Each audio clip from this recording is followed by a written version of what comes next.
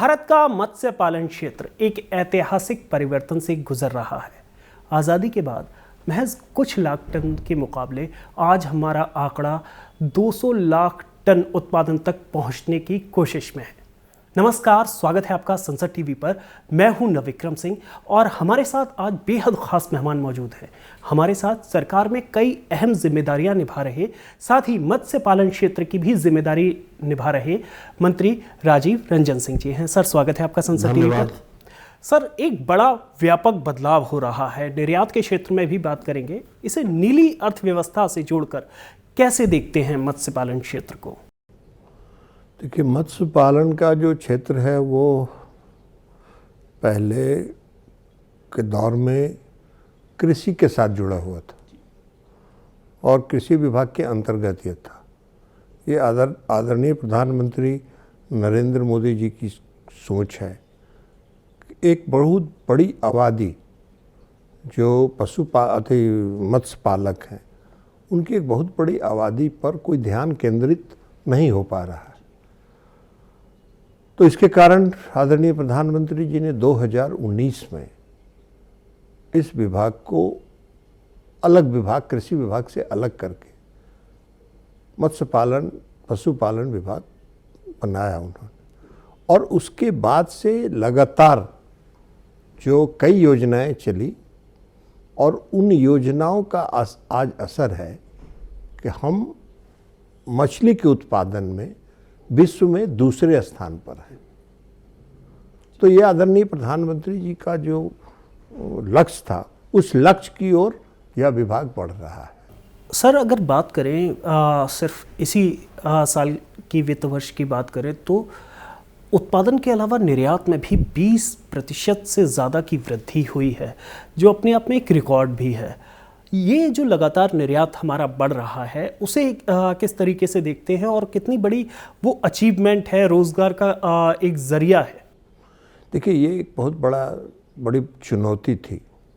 अप्रैल 2025 में कई फेज में, अप्रैल से लगातार कई फेज में यूएस ने फिश के एक्सपोर्ट पर, निर्यात पर टैरिफ बढ़ाना शुरू किया और हमारा जो फिश के निर्यात का जो सबसे ज़्यादा निर्यात झींगा का है, उसमें श्रिम्प का है और उसका सबसे बड़ा बाजार अमेरिका था। अब कई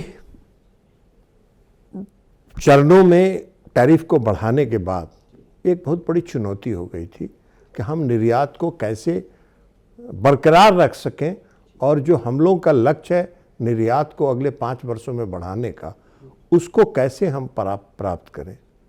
आदरणीय प्रधानमंत्री जी ने घोषणा किया, कहा कि हम अपने किसानों के हितों के साथ कोई समझौता नहीं कर सकते। उसके कारण कई और उसके फॉलो अप एक्शन में आदरणीय प्रधानमंत्री जी ने कई देशों के साथ एफटीए किया।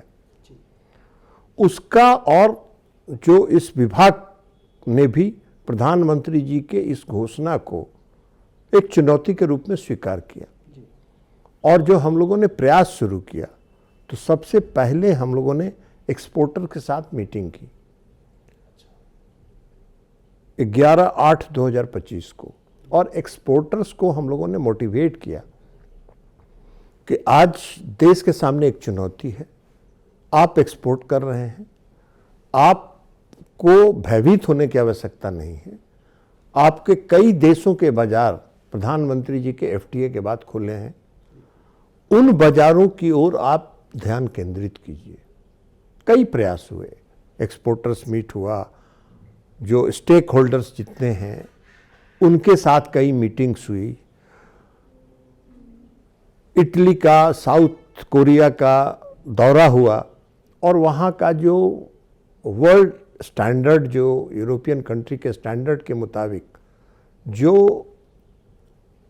वहाँ के जो इंपोर्टर्स हैं और जो हमारे एक्सपोर्टर्स हैं, उनके बीच में किस तरह का समन्वय हो सकता है, क्या हम सुधार कर सकते हैं अपने प्रोडक्ट में, ये कई प्रयास हुए।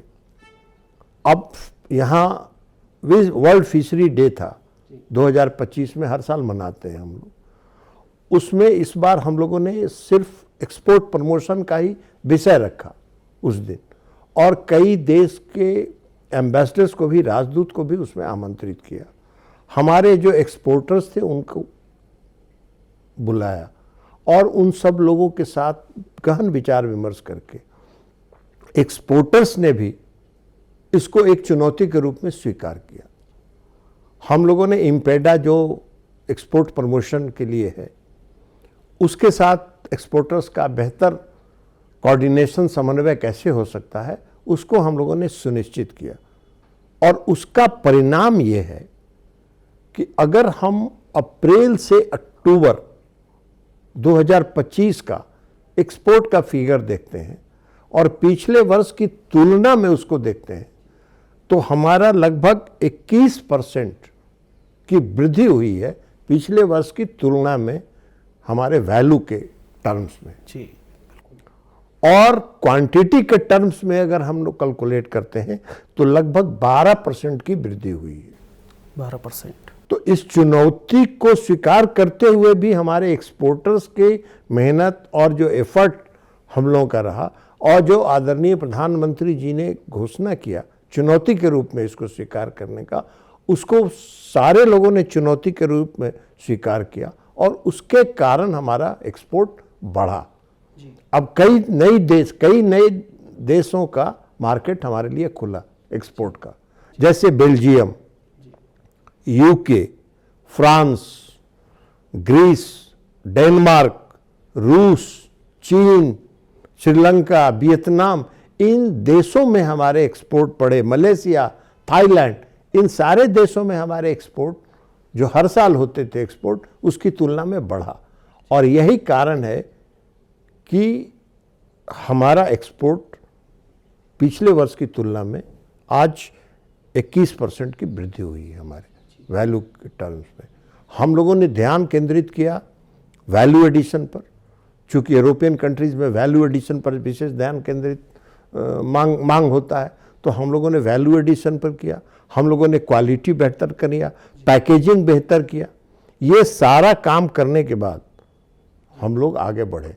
और सबसे बड़ी बात जो है कि हमारा जो श्रिम्प, जो सबसे बड़ा अमेरिका के एक्सपोर्ट मार्केट में हमारा श्रिम्प एक्सपोर्ट होता था, हमारे श्रिम्प का एक्सपोर्ट लगातार बढ़ रहा है, लगातार बढ़ रहा है। तो इसलिए हम लोगों ने उस चुनौती के रूप में स्वीकार किया और हमारे जो एक्सपोर्टर्स हैं उन लोगों ने भी इसको चुनौती के रूप में स्वीकार किया। हम लोग हर महीने यहाँ एक्सपोर्टर्स के साथ विभाग में, मंत्रालय में एक सेल है जो हर महीने एक्सपोर्टर्स के साथ कोऑर्डिनेट करता है कि उनको कहाँ क्या कठिनाई हो रही है। उस कठिनाई को हम लोग दूर करते हैं और उनके लिए बेहतर बाजार उपलब्ध कराने का रास्ता खोजते हैं, और वही कारण है कि हमारा एक्सपोर्ट बढ़ रहा है। निश्चित तौर पर जैसा कि आपने कहा, टैरिफ लागू होने के बावजूद जो एक्सपोर्ट में बढ़ोतरी हुई है वो सरकार की बेहतर रणनीति का असर है। लेकिन एक जो वैश्विक बाजार में एक ज़रूरी चीज़ है कि अंतर्राष्ट्रीय जो गुणवत्ता के मानक हैं और साथ ही जैव विविधता, इन सब को लेकर ख़ास तौर पर अगर आपने वैल्यू एडिशन की बात की, अगर क्वालिटी की बात करें तो क्वालिटी इंश्योर करने के लिए क्या कोई नए कदम उठाए गए हैं, कोई नई पहल की गई हैं? देखिए, क्वालिटी को बेहतर करने के लिए कई कदम हम लोगों ने उठाए हैं। हम लोगों ने कोस्टल एक्वाकल्चर एक्ट, जो सी एक्ट है, उसमें सुधार किया है। हम लोगों ने फार्म, हेचरी जितने हैं फिशरीज के, उनका जो मैनेजमेंट है उसको अंतर्राष्ट्रीय, इंटरनेशनल मार्केट के अनुरूप हम लोगों ने उसको बनाने का काम किया है। उसके बाद बायोसिक्योरिटी, एक्वाकल्चर बायोसिक्योरिटी जो है, उसका गाइडलाइन हम लोगों ने जारी किया कि उस गाइडलाइन के मुताबिक ही बायोसिक्योरिटी को सुनिश्चित किया जा सकता है। नेशनल ट्रेसेबिलिटी हम लोगों ने फ्रेमवर्क बनाया, उसके आधार पर हम लोग ट्रेसेबिलिटी को सुनिश्चित कर रहे हैं। उसके अलावा सस्टेनेबिलिटी को पर भी हम लोगों ने ध्यान दिया। सस्टेनेबिलिटी को उसमें जो ये टर्टल का जो है वो कई इंटरनेशनल मार्केट में ये है कि टर्टल का नहीं तो टर्टल एक्सक्लूडेड डिवाइस हम लोगों ने डेवलप किया। उसके आधार पर टर्टल अब नहीं होते हैं। उसके अलावा जो मैरीन मैमल्स हैं उनके भी एक्सपोर्ट के अनुरूप हम लोगों ने उसको सुनिश्चित किया। तो ये सारा काम भी हम लोग उसके साथ साथ कर रहे हैं। बायोसिक्योरिटी को भी, सस्टेनेबिलिटी को भी हम लोग उस पर ध्यान केंद्रित कर रहे हैं और यही कारण है कि हमारा एक्सपोर्ट लगातार बढ़ रहा है। जी लेकिन सर मैं समझना चाहूँगा, प्रधानमंत्री ने ख़ास तौर पर नीली अर्थव्यवस्था का जिक्र किया था, तो 21,000 करोड़ से ज़्यादा की परियोजनाएं ज़मीनी स्तर पर किस तरीके का प्रभाव देखते हैं आप? देखिए, हमने पहले आपको बताया कि प्रधानमंत्री जी ने कई इनिशिएटिव लिए। जी। सबसे पहला इनिशिएटिव तो उन्होंने लिया कि 2019 में इस विभाग को अलग किया। उसके पहले एक योजना यहाँ चलाई गई, ब्लू रिवॉल्यूशन, जिसकी आप बात कर रहे हैं। ब्लू रिवॉल्यूशन योजना चलाई गई। उसके बाद प्रधानमंत्री जी की सहमति से, उनके आदेश से FIDF, fishery infrastructure development fund, ये क्रिएट हुआ ताकि हम जो लोग हैं, प्रोसेसिंग यूनिट्स या इंफ्रास्ट्रक्चर को हम कैसे बेहतर कर सकते हैं, उसके लिए उनको सुविधाएं, वित्तीय सुविधाएं उपलब्ध कराने के लिए FIDF बना। उसके बाद PMMSY 2020 में शुरू हुआ। और यही कारण है कि हम अगर आपको बताएं कि 2013-14 का अगर हम फीस प्रोडक्शन आपको बताएं तो 2013-14 में, आज़ादी के बाद से 2013-14 तक इस देश का फीस प्रोडक्शन मात्र 95 लाख टन था। और प्रधानमंत्री जी के इन पहलों के कारण, ये एफर्ट्स के कारण 23-24 में जो हमारा फीस प्रोडक्शन है वो 195 लाख टन हो गया। माने दोहरा एक तरफ आप आज़ादी के बाद से 2013 तक का कैलकुलेट करिए और 10 साल में कैलकुलेट करिए, हम 10 साल में डबल प्रोडक्शन हमारा बढ़ गया। निर्यात को भी अगर आप समझिए तो आज़ादी के बाद से 13-14 तक जो हमारा एक्सपोर्ट था वो मात्र 30,213 करोड़ रुपए का था। और 10 वर्षों के इस प्रयास के कारण, आदरणीय प्रधानमंत्री जी के इस प्रयास के कारण 23-24 में हमारा 30,213 करोड़ से बढ़कर 62,408 करोड़ रुपए 2023-24 तक हमारा एक्सपोर्ट हुआ। डबल हम एक्सपोर्ट में भी बढ़े, हम प्रोडक्शन में भी डबल हुए, एक्सपोर्ट में भी डबल हुए। अब अगर आप बात करिए, प्रधानमंत्री मत्स्य संपदा योजना के प्रारंभ 2020 में हुआ। 2020 में 147 लाख टन फीस का प्रोडक्शन था 2020 में, और सिर्फ PMMSY के लागू होने के बाद हमारा फीस प्रोडक्शन बढ़ के 195 लाख टन हो गया। तो 50 लाख टन की बढ़ोतरी हमारे फीस प्रोडक्शन में हुई। और जो सबसे बड़ा फायदा हुआ, सबसे बड़ा जो फायदा हुआ वो अंतर्देशीय मछली उत्पादन में हुआ। इनलैंड फिशरी जिसको कहते हैं, कोस्टल फिशरी है लेकिन इनलैंड फिशरी में हमारा जो प्रोडक्शन है वो हमारा बढ़ के 112 लाख टन से बढ़ के 112 लाख टन था, जो बढ़ के अब हो गया 148 लाख टन।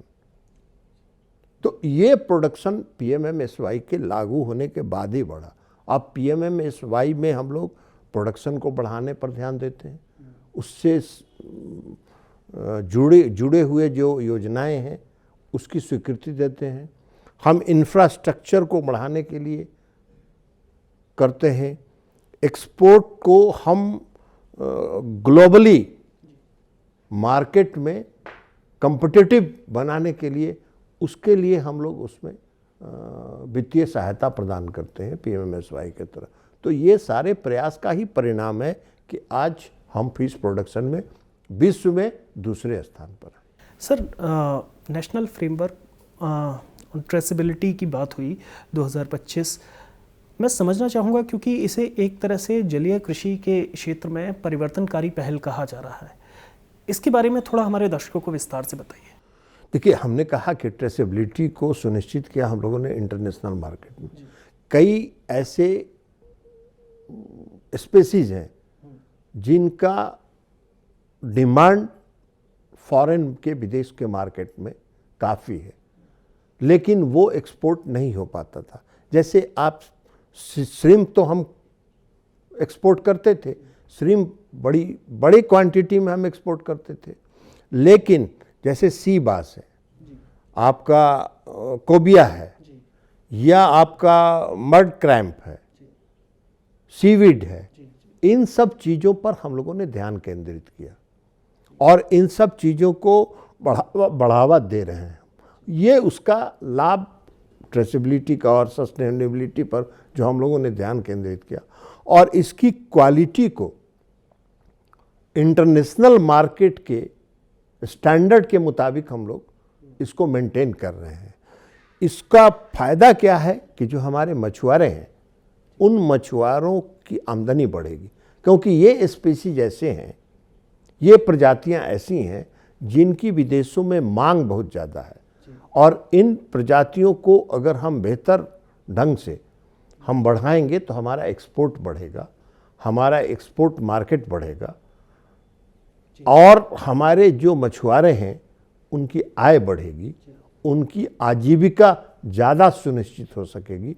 तो इसलिए इन सारे जो प्रजाति हैं इनको हम लोग इस पर ध्यान केंद्रित कर रहे हैं और उसको प्रमोट कर रहे हैं, उसको बेहतर ढंग से कैसे हम लोग कर सकते हैं। सर, आपने मछुआरों की आय की बात की। मैं समझना चाहूँगा कि किस तरीके से सरकार सुनिश्चित करेगी कि जो छोटे स्तर के, लघु स्तर के जो मछुआरे हैं उन तक जो सरकार की पहल है उसका फ़ायदा उन छोटे मछुआरों तक भी पहुँचे, लघु सीमांत किसानों की तरह। देखिए, हम लोग को कई जगह आज सबसे बड़ा जो दुर्भाग्य कहिए कि कभी भी जो फिशरी सेक्टर है, मछुआरे जो हैं वो एक संगठित क्षेत्र में नहीं है, असंगठित क्षेत्र में, और असंगठित क्षेत्र में होने के कारण कई तरह के जो सरकारी लाभ हैं वो उठा नहीं पा रहे हैं। हम लोग इसलिए हम लोगों ने पोर्टल बनाया है और हम लोग कोऑपरेटिव सोसाइटीज़, मछुआरों की कोऑपरेटिव सोसाइटीज़ बना रहे हैं, वो एफपीओज बना रहे हैं। उसके कारण मछुआरे संगठित समूह में आएंगे, और जब संगठित समूह में आएंगे तो कई तरह की योजनाएं, जो सरकार की योजनाएं हैं, वो उन तक आसानी से पहुंच पाएगी थ्रू ऑर्गेनाइज सेक्टर होने के कारण। ऐसे आज इंडिविजुअल कोई मछुआरा कहीं कोई दुर्घटना का शिकार हो जाता है, कहीं होता है, उसको जो लाभ है वो पूरा लाभ नहीं उठा पाता है, और अगर संगठित क्षेत्र में वो आएंगे तो उसका लाभ पूरे तौर पर उनको होगा, उनका एक्सपोर्ट बढ़ेगा, एक्सपोर्टर्स जो हैं उनको खरीद करने में सुविधा होगी। तो ये सारे लाभ हैं जो एक्सपोर्टर्स को भी और हमारे फिशर्समैन को भी। इसलिए हम लोग कोऑपरेटिव सोसाइटीज़ के फॉर्म को बढ़ा रहे हैं और उसको आगे बढ़ा रहे हैं। यही मैं आपसे समझना चाहूँगा कि किस तरीके से मछुआरे, जैसा कि आपने कोऑपरेटिव सोसाइटीज़ की बात की, एफपीओज़ की बात की, इस दायरे में आए, उसके लिए मंत्रालय की ओर से क्या हमने बताया आपको कि एक पोर्टल हमने बनाया है, कई राज्य सरकार जागरूकता है जी। देखिए, ये फिशरी सेक्टर जो है राज्य का विषय है। हम लोग कई राज्य सरकारों के साथ हम लोग लगातार संपर्क कर रहे हैं, हम लोग उसको मॉनिटर कर रहे हैं, हम लोग उसके साथ राज्य सरकारों के साथ रिव्यू कर रहे हैं, लेकिन राज्य सरकारों के स्तर पर इसको कैसे ऑर्गेनाइज सेक्टर में लाया जाए, इसके लिए प्रयास। और हम लोगों ने एक पोर्टल बनाया है, और उस पोर्टल के माध्यम से हम लोग राज्य सरकारों से आग्रह कर रहे हैं कि आप उस पोर्टल पर रजिस्टर्ड कराइए कोऑपरेटिव सोसाइटी को, उस पोर्टल पर कोऑपरेटिव सोसाइटीज़ को रजिस्टर्ड करके अपलोड करिए, ताकि हमारी जानकारी में भी ये रहे कि कितनी सोसाइटियाँ बनी हैं। कई राज्य सरकार इसमें बहुत बेहतर काम कर रहे हैं। और कई जगह राज्य सरकार, लेकिन कुछ राज्य सरकारें हैं जो इस पर ध्यान कम दे रही हैं। जैसे हम आपको चर्चा करना चाहेंगे, जैसे पश्चिम बंगाल। पश्चिम बंगाल सरकार एक ऐसी सरकार है जिनका अपना कानून चलता है। उनको किसी से लाभ होना है नहीं होना है। आपको आश्चर्य होगा कि जिस PMMSY की प्रधानमंत्री मत्स्य संपदा योजना की बात मैंने आपसे की, इसका क्या व्यापक असर पड़ा है फिश प्रोडक्शन में, ये हमने आपको बताया। लेकिन पश्चिम बंगाल एक ऐसी सरकार है, एकमात्र सरकार है देश में, जिसने 2 वर्षों तक 2020-21 और 21-22 2 वर्षों तक प्रधानमंत्री मत्स्य संपदा योजना को अपने राज्य में लागू नहीं किया। और अभी भी जो हम लोगों ने 21-22 के बाद जब उनको लगा या दबाव हुआ, तब उन्होंने इसको स्वीकार किया, इस PMMSY को। और अभी भी जितनी योजनाएं उन्होंने भेजी है राज्य सरकार ने, जिसको हम लोगों ने स्वीकृत किया है, उसकी भी प्रगति 50-52% पर है। तो उस पर भी वो ध्यान केंद्रित नहीं करें। तो अब इसमें तो सबसे बड़ा काम है कि राज्य सरकारों को सहयोग करना है। कई राज्य सरकार इसमें बहुत बेहतर ढंग से काम कर रहे हैं और उसका लाभ मछुआरों को मिल रहा है। जी, वही एक उदाहरण के तौर पर संभवतः आपसे जानकारी लेना चाहूँगा, क्योंकि अगर महाराष्ट्र की बात करें तो रत्नागिरी और पालघर जैसे ज़िलों में मत्स्य सहकारी समिति की जो हम बात कर रहे थे, एक अच्छा मॉडल प्रस्तुत किया। तो उस तरीके के मॉडल को और विस्तार देने की आप लोगों की कोशिश है। उस तरीके का जो हम लोग जागरूकता की, अवेयरनेस की बात कर रहे थे, राज्य के दूसरे हिस्सों में, देश के दूसरे हिस्सों में जो आप जिन मॉडल्स की राज्य सरकार जहां बेहतर काम कर रही हैं, उनको एक तरह से बानगी, एक उदाहरण के तौर पर बाकी जगह पेश किया जाए, इसके लिए क्या हम लोग उसको लगातार कर रहे हैं। हम लोग राज्य के स्तर पर राज्य सरकारों के साथ बराबर संपर्क में हैं।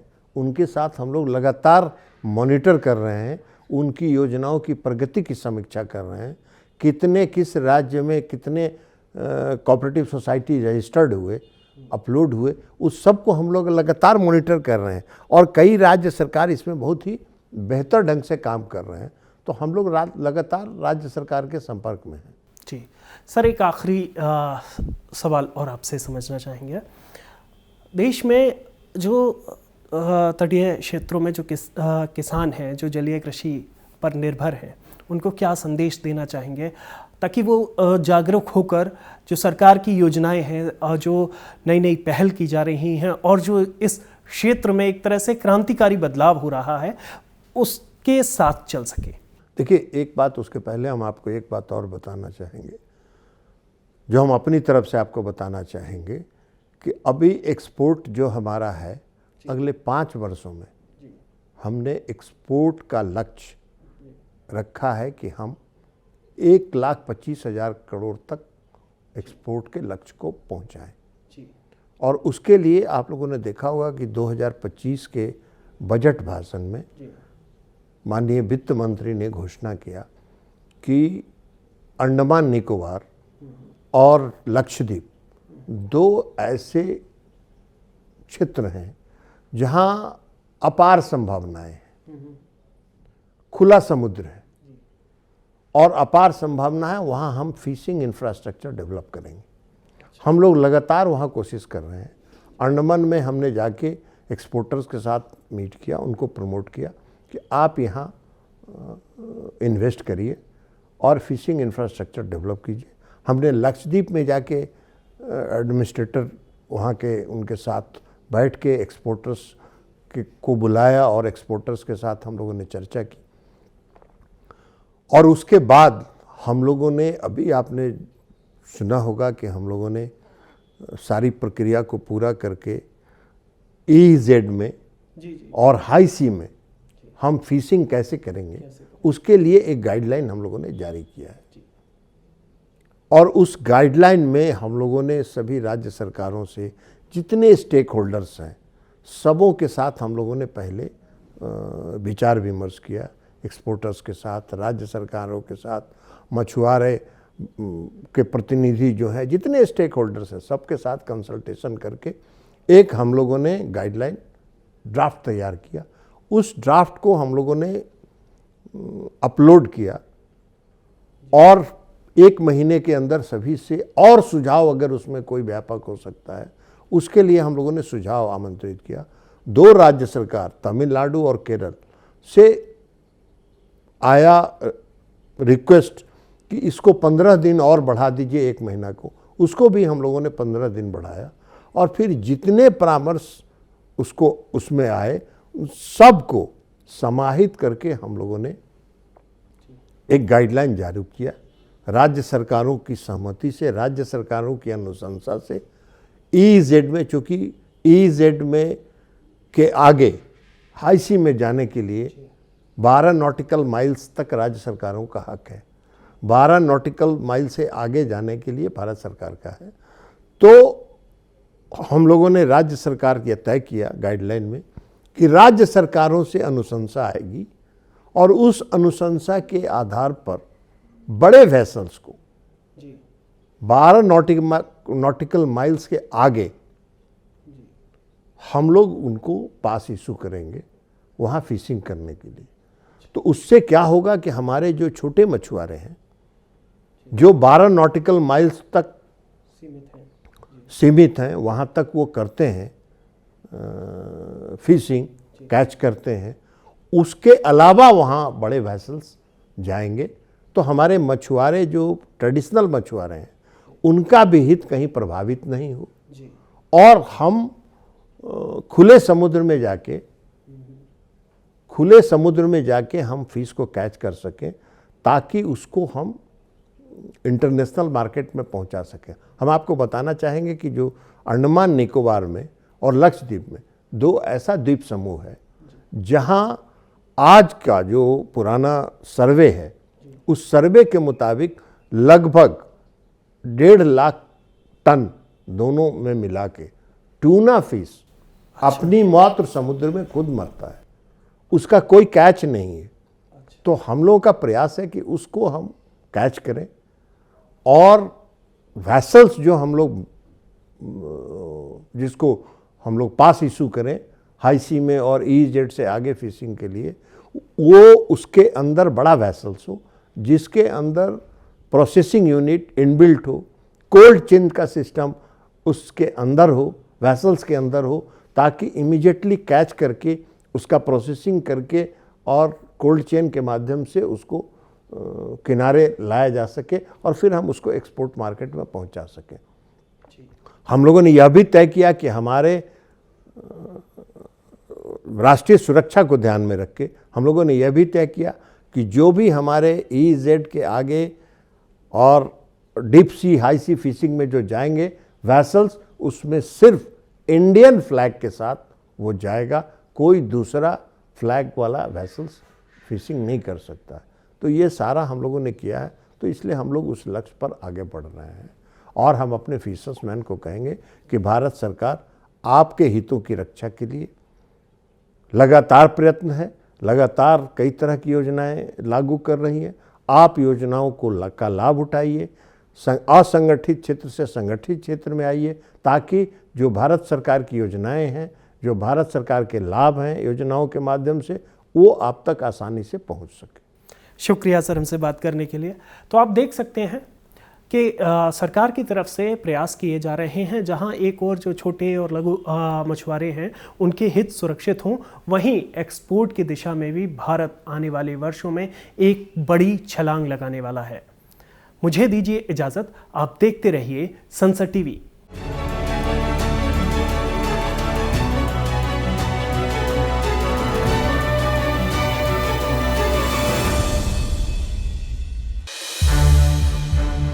संसद टीवी के और भी प्रोग्राम्स देखने के लिए सब्सक्राइब करें हमारा YouTube चैनल और हाँ, इन्हें लाइक और शेयर करना ना भूलें।